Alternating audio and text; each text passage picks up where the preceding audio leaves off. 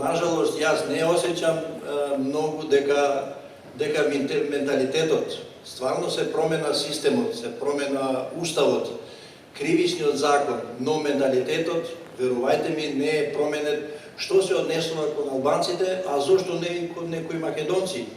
Ние сме сведоци на некои апсења, на некои чиновници, на некои учители, на некои обични граѓани со специјални сили. За мене лично осеќам некаква слобода, но во тоа време, да речеме, бев една птица во еден кавес од пола квадратен метар, сега сум на некој начин повторно во еден ограден простор, не се осеќам слободен, иако слободно го изразувам, редовно пишувам колумни повестици на албански, на некој начин од македонските, како да сум бойкотиран, сум давал неколку изјави, скратени, преработени. Кој стои зад креацијата на тие тоталитарни личности?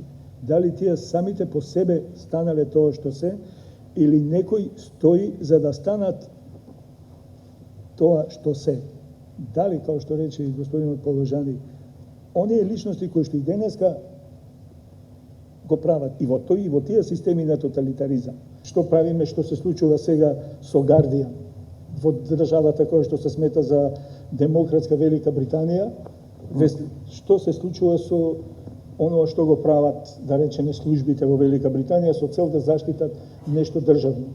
Влегување во редакцијата на Гардијан, зимање на касетите кои што се однесуваат на одредени државни тајни и уништување.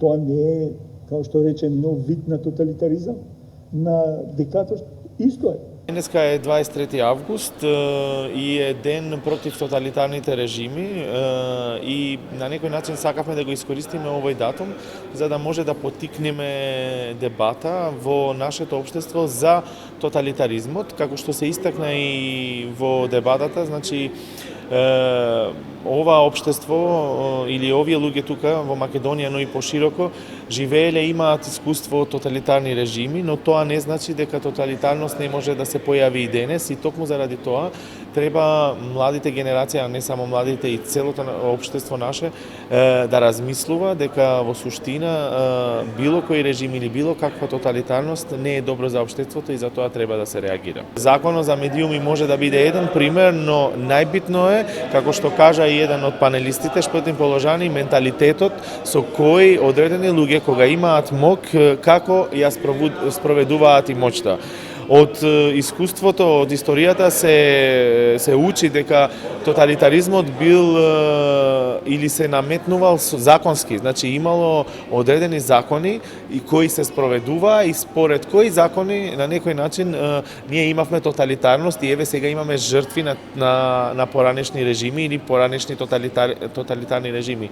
Така да исто и во денешно време може да се случи да има одреден закон кој со тек на време да се истакне или да се даде до знаење дека бил тоталитарен или имал тенденција на тоталитарност. Но тоа што е битно и заради тоа што ние ја направивме дебатата е за ова да се зборува и за ова да се поттикне јавна свест дека во суштина тоталитаризмот